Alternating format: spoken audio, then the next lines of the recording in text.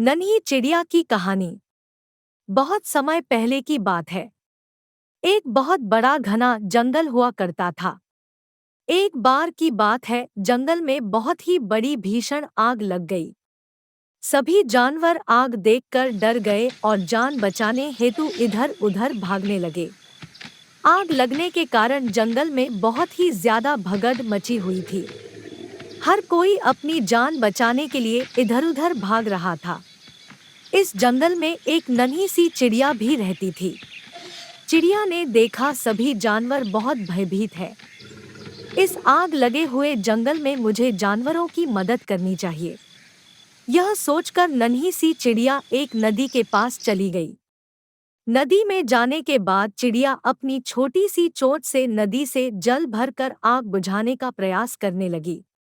चिड़िया को देखकर एक उल्लू यह सोच रहा था कि ये चिड़िया कितनी मूर्ख है। इतनी भीषण आग इसके द्वारा लाए पानी से कहाँ बुझेगी। यह देखकर उल्लू चिड़िया के पास गया कि तुम बेकार ही मेहनत कर रही हो, तुम्हारे लाए पानी से यह आग कहाँ बुझेगी। इस पर चिड़िया ने बड़ी ही विनम्रता से जवाब दिया कि मुझे बस अपना प्रयास करते रहना है, चाहे आग कितनी भी भयंकर हो। यह सुनकर उल्लू बहुत ही ज्यादा प्रभावित हुआ और चिड़िया के साथ आग बुझाने में लग गया।